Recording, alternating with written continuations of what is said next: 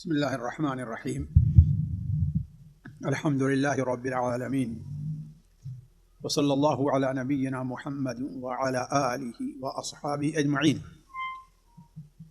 ساتھیو، سورہ نجم کی آیات کی وضاحت پچھلے ہفتے ختم ہو چکی تھی، تو جس طریقے سے عام صورتوں کی انتہا پر اس سے کچھ تربیتی اور علمی فوائد کا ذکر کیا جاتا ہے، اسی طریقے سے اس صورت سے بھی چند علمی اور تربیتی فوائد ذکر کیے جا رہے ہیں، جو اولاً تو عملی لحاظ سے ہمارے لیے ضروری ہے، اور ثانیاً مکمل صورت کا ایک بار مراجعہ ہو جایا کرتا ہے۔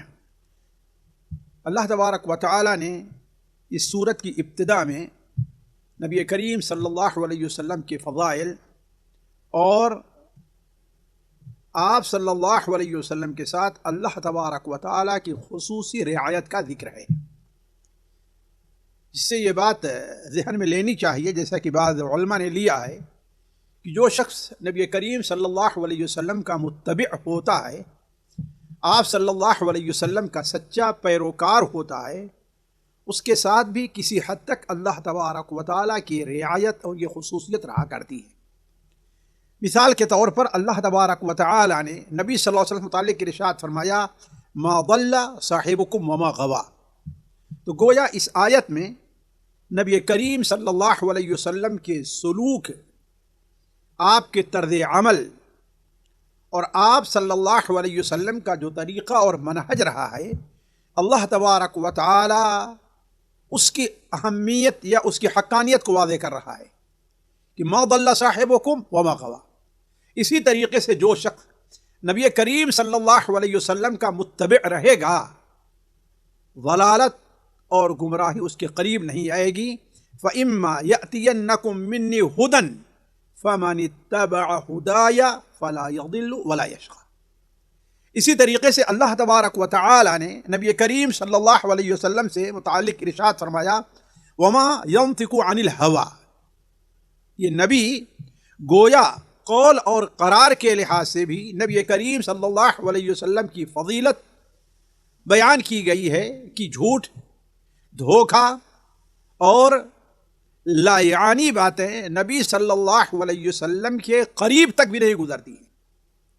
اسی طریقے سے جو شخص نبی کریم صلی اللہ علیہ وسلم کا سچا متبع ہوگا، وہ اپنے قول و قرار کا مکمل طور پر یا بڑی حد تک سچا ہوگا اور جھوٹ، دھوکے، خیانت سے وہ پاک رہے گا۔ اللہ تعالیٰ نے نبی صلی اللہ علیہ وسلم متعلق ارشاد فرمایا، ما کذب الفؤاد ما رأى یا ما کذب الفؤاد ما رأى، یعنی نبی کریم صلی اللہ علیہ وسلم کے گویا کسی جو بات دین کے ہے اسے سمجھنے اور اسے محفوظ رکھنے کے بارے میں اللہ تعالیٰ نبی صلی اللہ علیہ وسلم کی براعت کر رہا ہے، فضیلت بیان کر رہا ہے، آپ کا تزکیہ کر رہا ہے کہ نبی صلی اللہ علیہ وسلم جو کچھ دیکھتے ہیں اسے محفوظ بھی رکھتے ہیں۔ یہ اضغاث و احلام نہیں ہے، بیکار کی بات نہیں ہے۔ اسی طریقے سے اللہ تعالیٰ نے فرمایا، ما زاغ البصر وما طغى۔ ما زاغ البصر وما طغى، یہ آپ صلی اللہ علیہ وسلم کی گویا کی ایک ملاحظہ، جو کچھ بھی آپ نے دیکھا ہے اسے حقیقت میں اور غور سے دیکھا ہے، آپ کی نظر کہیں سے بھٹکی نہیں ہے۔ جس چیز کو دیکھنے کا اللہ تعالیٰ نے آپ کو کے لیے بلایا، لِنُرِيَهُ مِنْ آيَاتِنَا الْكُبْرَى وَلَقَدْ رَأَىٰ مِنْ آيَاتِ رَبِّهِ الْكُبْرَى، تو گویا اللہ کے رسول صلی اللہ علیہ وسلم نے جو دیکھا وہ حق دیکھا، اور جو دیکھا اسے محفوظ رکھا۔ مَا كَذَبَ الْفُؤَادُ مَا رَأَىٰ، اس کا مطلب یہ ہے کہ آپ صلی اللہ علیہ وسلم نے جو کچھ معراج سے متعلق، اللہ تعالیٰ کی ذات سے متعلق، اللہ کی آیات سے متعلق جو کچھ بھی اللہ تعالیٰ کے رسول نے بیان فرمایا ہے، گویا اس میں کہیں بھی خلل، کسی بھی قسم کا خلل پایا نہیں جا رہا ہے۔ اسی طریقے سے یہیں سے ایک دوسرا فائدہ ہم اور آپ لے سکتے ہیں کہ اللہ تعالیٰ نے جہاں یہ فرمایا کہ وما ينطق عن الهوى ان هو الا وحي يوحى، تو گویا نبی کریم صلی اللہ علیہ وسلم کی احادیث حجت ہیں۔ آپ صلی اللہ علیہ وسلم کی احادیث بھی وحی الہی کی ایک قسم ہے. وَأَوْحَى إِلَىٰ عَبْدِهِ مَا أَوْحَىٰ، وہ بھی ایک قسم ہے. جیسا کہ نبی کریم صلی اللہ علیہ وسلم نے بڑے واضح طور بیان فرمایا، انی اوتیت القرآن ومثلہ معہ، مجھے قرآن دیا گیا ہے اور قرآن کی طرح اور بھی کچھ چیزیں. یعنی طرح کا معنی کیا ہے؟ یعنی جیسے قرآن پر عمل ہمارے لیے حجت ہے اور حق ہے، ایسے ہی ان باتوں پر عمل کرنا حق اور حجت ہے. تو مجھے قرآن دیا گیا اور اسی قسم کی ایک چیز اور دی گئی ہے. تو یہ آیت بڑے واضح طور پر نبی کریم صلی اللہ علیہ وسلم کی احادیث کی حجیت کی دلیل ہے. البتہ جن لوگوں کو اللہ تبارک و تعالی نے اگر مردہ کر دیا ہو، ان کی عقل پر پردہ پڑ گیا ہو، تو اس حقیقت کو سمجھتے نہیں ہیں یا سمجھنے کی کوشش نہیں کرتے ہیں. اسی طریقے سے اگر اللہ کا بندہ حق کا متلاشی رہے، اس پر عمل کے لیے کوشاں رہے، تو اللہ تبارک و تعالی اسے قول و عمل میں سداد کی توفیق عطا فرماتا ہے. اگر ما کذب الفؤاد ما رأى، اسی علماء نے لیا ہے ما زاغ البصر وما طغى، اسی لیے بلکہ بعض علماء نے تو اس سے ایک بات نقطہ یہ پیدا کیا ہے کہ اگر انسان کسی کے ہاں جاتا ہے تو وہاں بیٹھنے کا جانے کا ایک ادب یہ ہے کہ صاحب منزل جہاں پر بیٹھا دے اسے وہیں پر بیٹھنا چاہیے. اٹھ کر کے ادھر ادھر جانا، جھانکنا، جس کمرے میں بیٹھایا ہے اس کمرے دوسرے کمرے میں اٹھ کر کے جانا، یہ مجلس کے ادب کے خلاف ہے. یہ مجلس کے ادب میں داخل ہے کہ جہاں بیٹھا دے، جس چیز کو دیکھنے کی اجازت دے اس کو دیکھے، اس کے علاوہ وہ کچھ اور بھی نہ دیکھے. اسی طریقے سے ایک عقیدے کا مسئلہ کہ نبی کریم صلی اللہ علیہ وسلم نے، یہ تفسیر میں تھوڑی سی اس کی ہم نے وضاحت کی تھی، نبی کریم صلی اللہ علیہ وسلم کو دیدار الہی آیا حاصل ہے کہ نہیں حاصل ہے؟ اس لیے کہ اس صورت میں اس موضوع کو بھی لوگوں نے چھیڑا ہے. وَلَقَدْ رَآهُ نَزْلَةً أُخْرَى، یا اس طریقے ثم دنا فتدلى فكان قاب قوسين أو أدنى، اس آیت کی تفسیر میں کہ اللہ کے رسول صلی اللہ علیہ وسلم نے اللہ تبارک و تعالیٰ کا دیدار کیا ہے یا نہیں کیا ہے.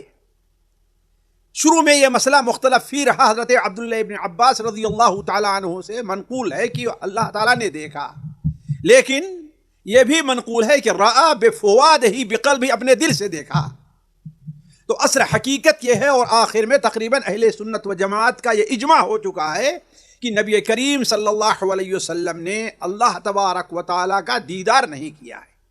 البتہ خواب میں آپ کو اللہ تعالیٰ کا دیدار ہوا ہے، جیسا کہ سنن ترمذی وغیرہ میں حضرت عبداللہ ابن عمر معاذ بن جبل وغیرہ کی حدیث موجود ہے.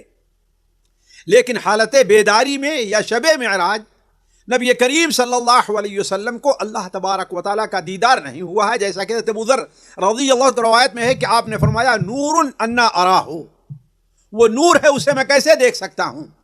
اسی طریقے سے دجال سے متعلق جو حدیث ہے، آپ صلی اللہ علیہ وسلم نے ارشاد فرمایا یاد رکھو انکم لن تروا ربہ، تم اپنے رب کو ہرگز نہیں دیکھ سکتے ہو یہاں تک کہ تمہارے اوپر موت نہ آ جائے. یعنی موت سے پہلے اللہ تعالیٰ کا دیدار ممکن نہیں ہے.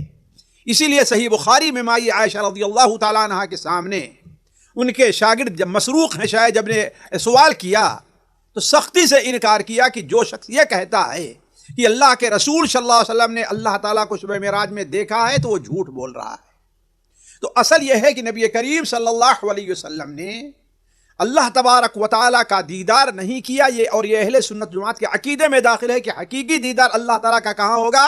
وہ قیامت کے دن ہوگا. جبکہ معتزلہ اس کے منکر ہیں، لیکن اہل سنت و جماعت قرآن اور حدیث سے استدلال کرتے ہوئے یہ کہا کہ اللہ تعالیٰ کا دیدار ہوگا. قرآن مجید میں متعدد آیتیں اس کے اوپر دلیل ہیں.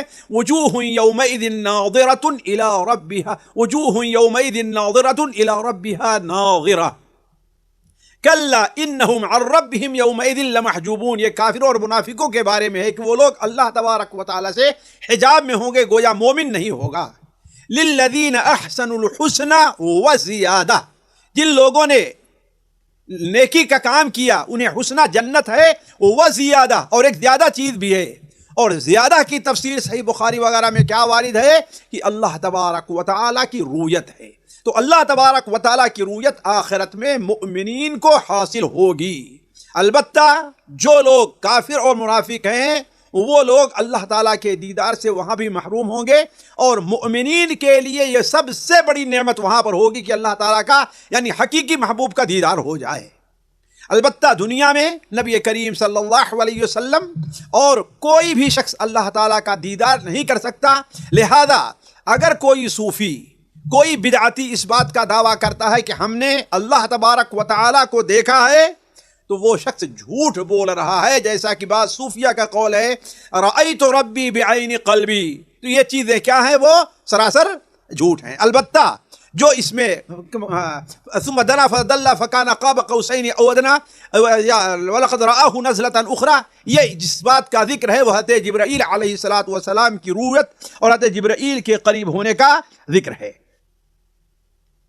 اسی طریقے سے ساتھیوں اللہ تبارک و تعالی نے اس صورت کے اندر ایک بہت بڑی حقیقت سے یہ پردہ اٹھایا، واضح کیا ہے.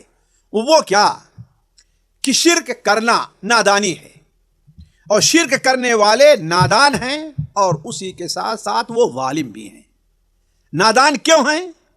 نادان اس لیے ہیں کہ جو مخلوق اپنے موت اور حیات کی مالک نہ ہو، اپنی نفع اور نقصان کے خود مالک نہ ہو، وہ دوسرے کے نفع اور نقصان کی مالک کیسے ہو سکتی ہے؟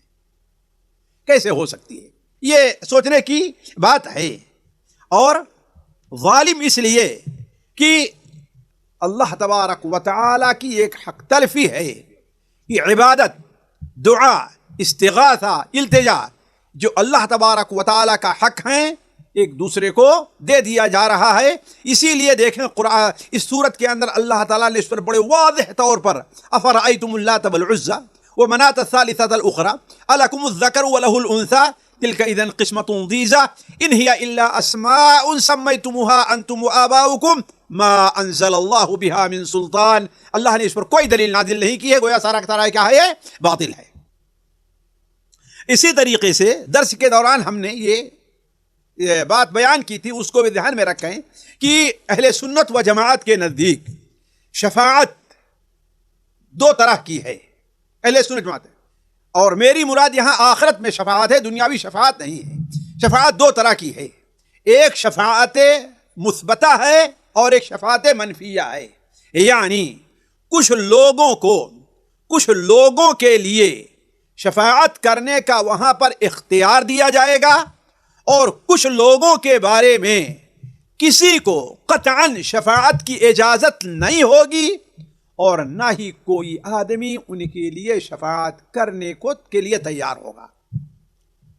جن کے لیے شفاعت کی نفی کی گئی ہے، جیسے لا خلۃ فی یوم ولا شفاعہ فما لہم من شافعین، جیسے کہ متعدد جگہ جو ہے اس کی تردید کی گئی ہے. تو اس سے وہ شفاعت ہے اولاً جس کی اجازت اللہ تعالیٰ نہ دے.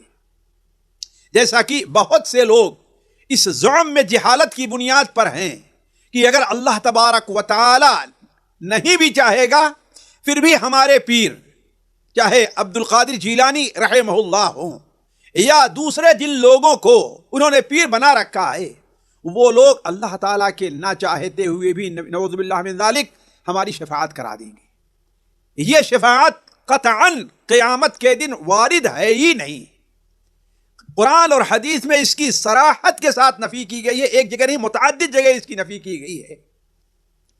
اور وہ شفاعت جو کافروں اور ظالموں کے لیے ہو، ان کے لیے بھی وہاں پر کوئی شفاعت نہیں کرے گا.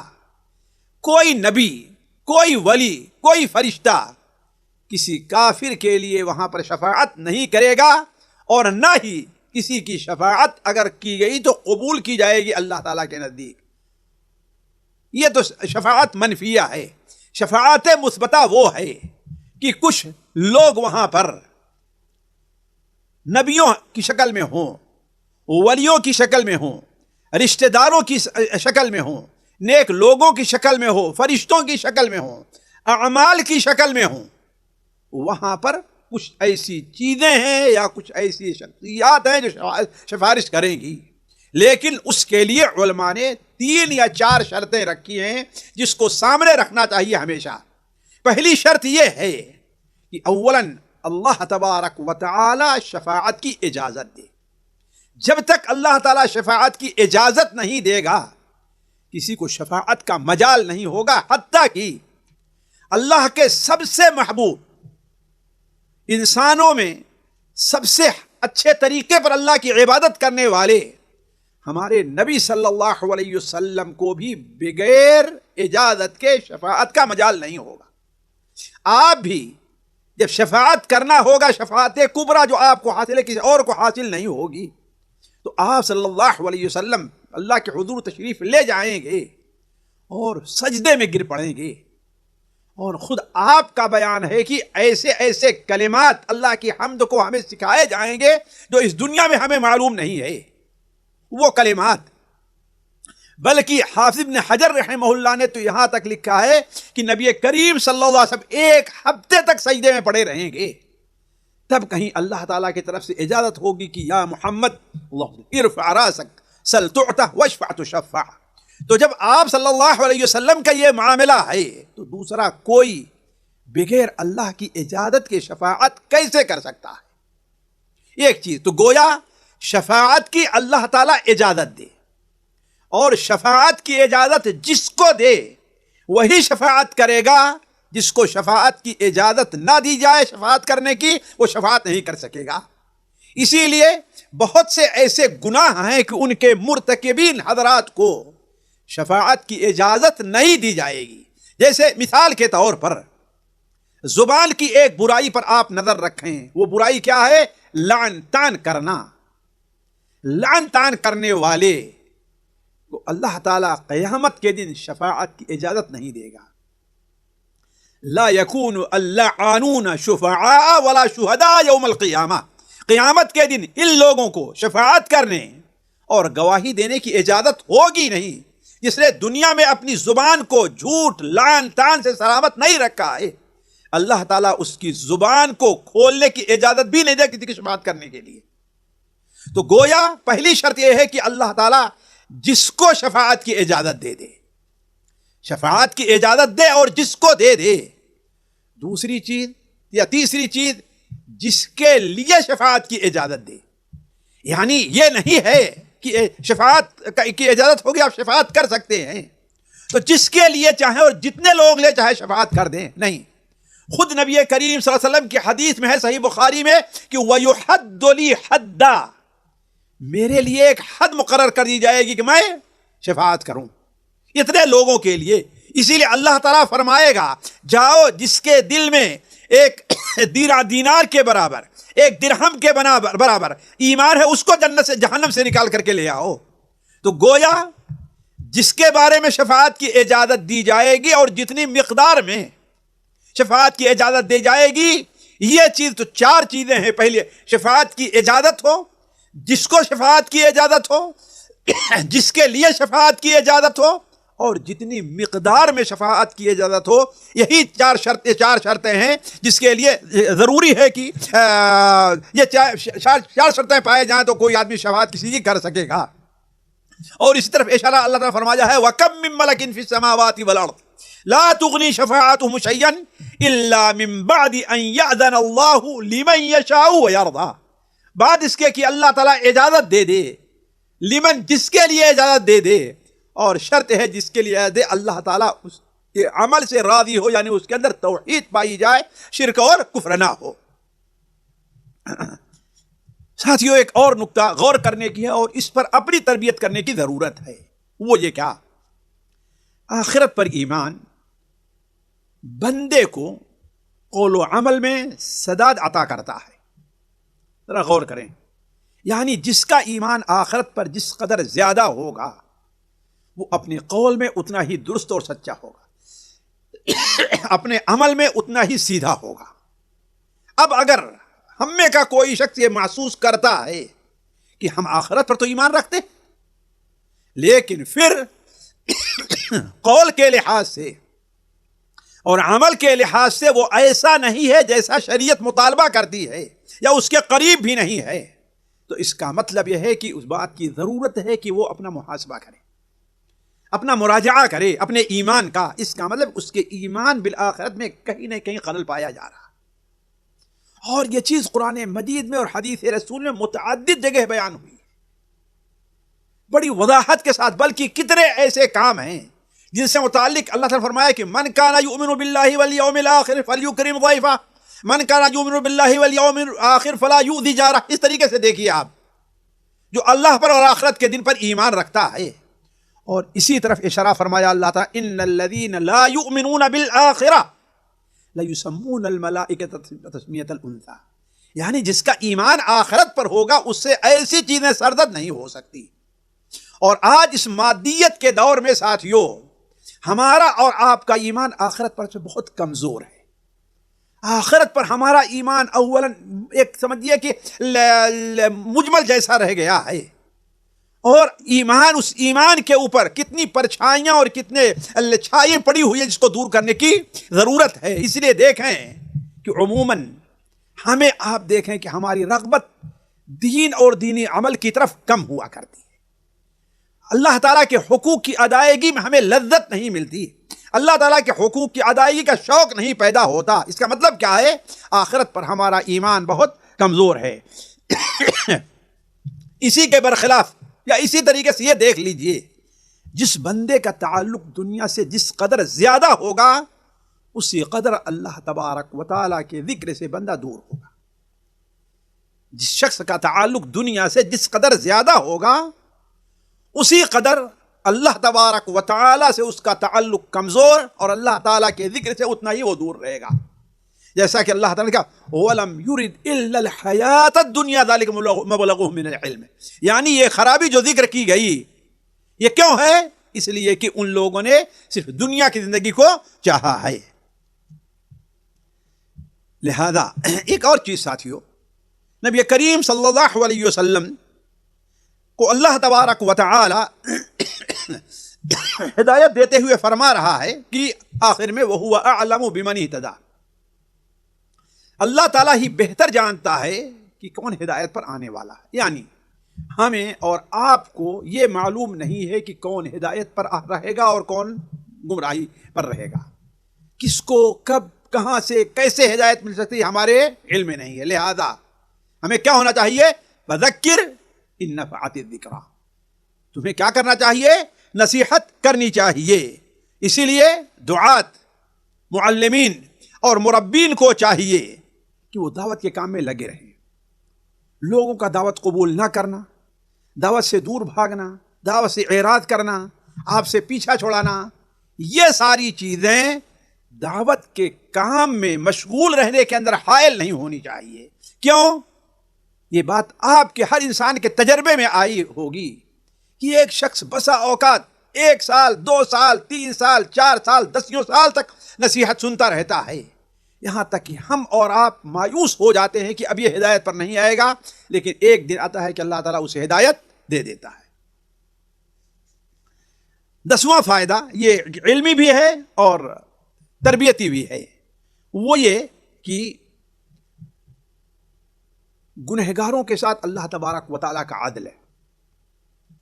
کسی کے اوپر اللہ تبارک و تعالیٰ آخرت میں ذرہ برابر ظلم نہیں کرے گا، ذرہ برابر ظلم نہیں کرے گا۔ لِيَجْزِيَ الَّذِينَ أَسَاءُوا بِمَا عَمِلُوا، البتہ جو نیک ہوں گے اللہ تبارک و تعالیٰ ان کے ساتھ عدل سے نہیں، ان کے ساتھ فضل کا معاملہ کرے گا۔ ظالموں اور گنہگاروں کے ساتھ قیامت کے دن عدل کا معاملہ ہوگا، جزاء وفاقہ۔ اسی لیے دیکھیں گے سورہ نبا کے اندر جہاں کافروں کا ذکر ہے، کیا فرمایا؟ جزاء وفاقہ، وفاقہ وفق یعنی جیسے ان کا گناہ ہے ویسے ان کو سزا مل رہی ہے، کوئی زیادتی اس پر نہیں ہے۔ البتہ جہاں مومنین کا ذکر کیا عطاء من ربک عطاء حسابا، بے حساب اللہ تبارک و تعالی عطا کرے گا۔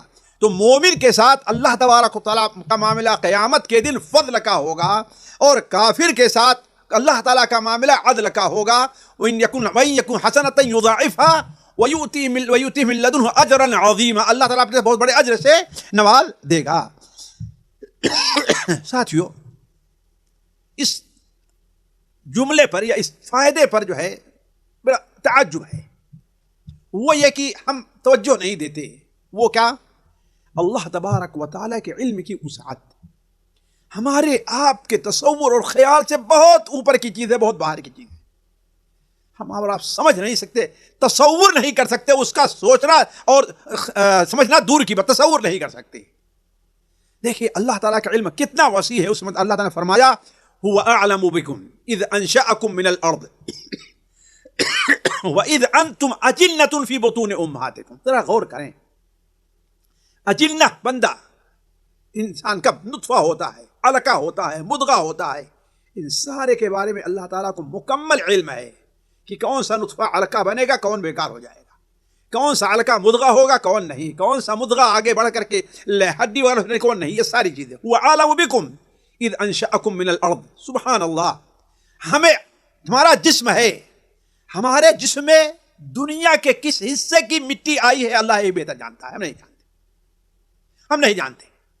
دنیا کا کوئی ایسا پیمانہ نہیں ہے جس سے جانچ ناپا جا سکے کہ یہ انسان جو ہے اس کے جسم میں دنیا کے کس حصے کی مٹی آئی ہے، دنیا کے کس حصے کی مٹی سے اس کا جسم بنا ہے، یہ نہیں جان سکتے۔ وہ کون ہے؟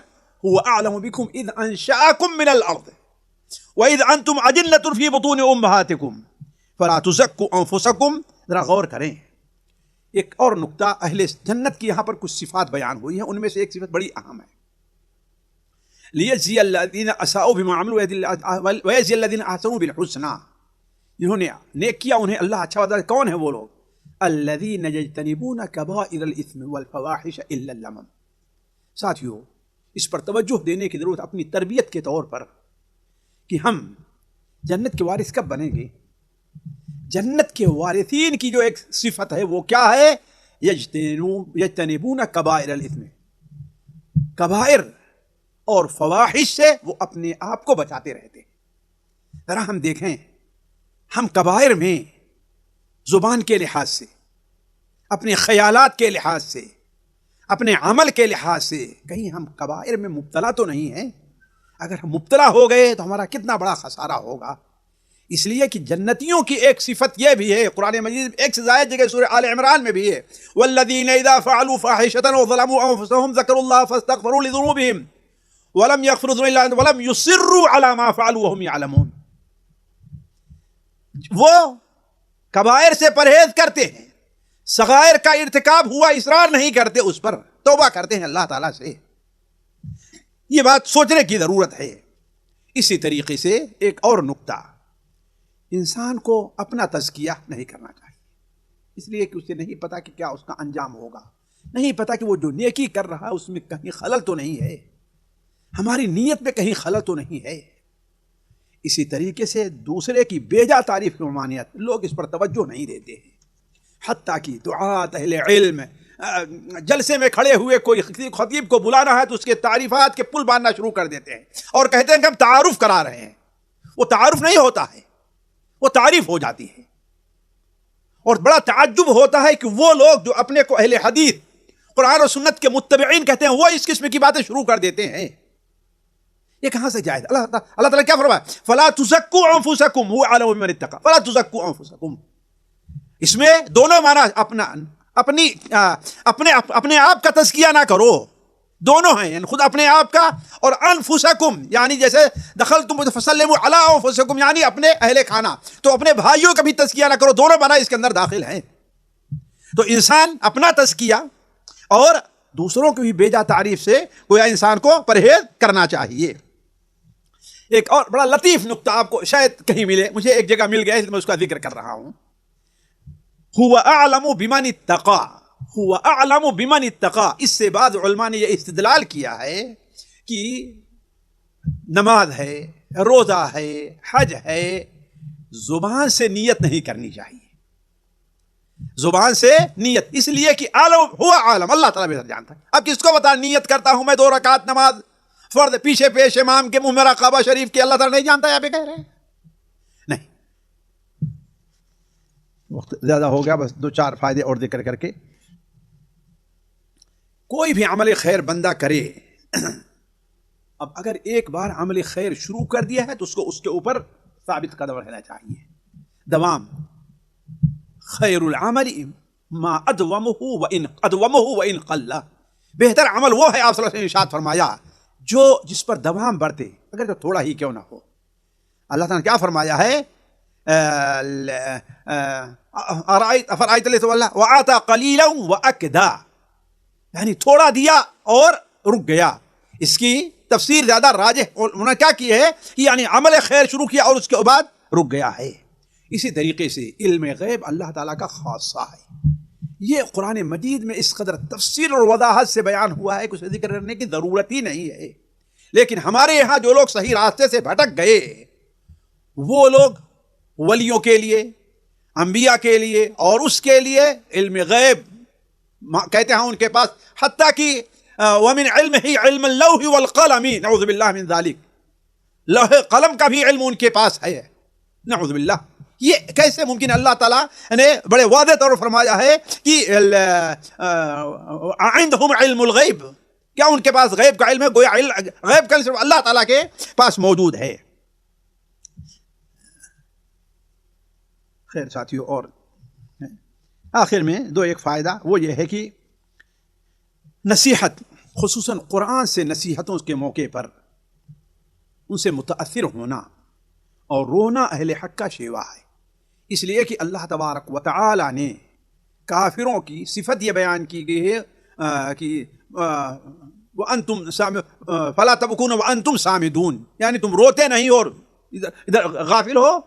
تو گویا اہل علم کی صفت یہ ہے کہ وہ قرآن اور اس قسم کی نصیحتوں سے متاثر ہوتے ہیں. ایک اور چیز ہے، بسا اوقات لوگ اس سے غفلت برتتے ہیں.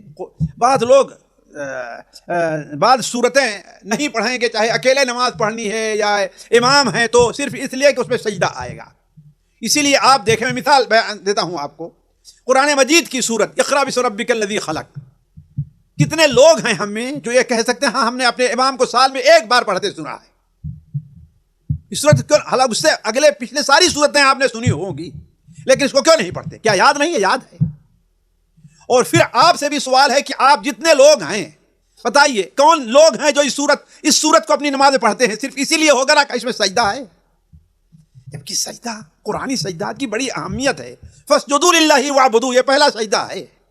صحیح مسلم کی اس حدیث کے اوپر غور کریں آپ، جو حضرت ابو ہریرہ رضی اللہ تعالی عنہ سے مروی ہے کہ نبی کریم صلی اللہ علیہ وسلم نے ارشاد فرمایا، جب بندہ قرآن مجید پڑھتا ہے اور سجدہ کرتا ہے، سجدے کی آیت پر آتا ہے اور سجدہ کر لیتا ہے، تو شیطان روتا چلاتا بھاگ کھڑا ہوتا ہے، یا ویلہ، ہائے تباہی، او میرا ابن آدم بالسجود فسجد فلہ الجنہ، ابن آدم کو سجدے کا حکم دیا گیا، اس نے سجدہ کیا تو اسے جنت مل رہی ہے، اور ہائے میری تباہی کہ مجھے سجدے کا حکم دیا گیا، ہم نے انکار کیا تو ہمیں جہنم میں. تو گویا قرآن کا سجدہ ایک انسان کے جنت پہ جانے کا سبب ہے. آپ صلی اللہ علیہ وسلم بڑی صراحت کے ساتھ کہا، اذا قرأ ابن آدم السجدہ فسجدا، یعنی ابن آدم سجدے کی آیت کو پڑھے اور سجدہ کرے.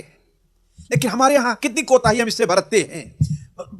اس صورت کو کیوں نہیں پڑھ رہے؟ اس لیے کہ اس میں سجدہ ہے، جس کا نتیجہ نکلتا ہے کہ ہمارے یہاں 50 سال 60 سال 70 سال کا ہو جاتا ہے، لیکن اسے پتہ بھی نہیں کہ ہاں قرآن میں سجدات ہیں.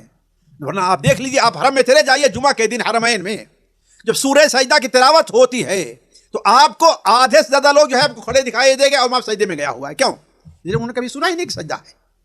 تو سجدہ قرآن کا بڑی اہمیت کا حامل ہے اور اس کے بڑے فضائل ہیں، اسے چھوڑنا نہیں چاہیے. باقی السلام علیکم ورحمۃ اللہ وبرکاتہ. ہمارے علمی اور عوامی دروس اور سوال و جواب کی مجلسوں سے آپ خود بھی مستفید ہوں اور اپنے دوست و احباب کے ساتھ بھی شیئر کریں. عین ممکن ہے کہ آپ کے شیئر سے کسی کی اصلاح اور آپ کے لیے صدقہ جاریہ بن جائے. واٹس ایپ پر اسلامک میسج حاصل کرنے کے لیے نمبر نوٹ فرمائیں: یعقوب عزیز 00966 5089 59707. واٹس ایپ سوال جو آپ گروپ میں ایڈ ہونے کے لیے نمبر نوٹ فرمائیں: عبدالسلام عمری 00966 502627 نمبر بھیجتے ہوئے نام اور پتہ ضرور لکھیں. اسی طرح ہمارے یوٹیوب چینل اسلامی دعویٰ کو ضرور سبسکرائب کریں تاکہ ہماری ہر نئی اور اہم ویڈیو کی اطلاع آپ کو فوری حاصل ہو جائے. تمام دروس، مقالات اور سوال جواب سیریز کے لیے ہماری مشہور ویب سائٹ www.islamidawah.com کا مشاہدہ کرتے رہیں۔ السلام علیکم ورحمۃ اللہ وبرکاتہ۔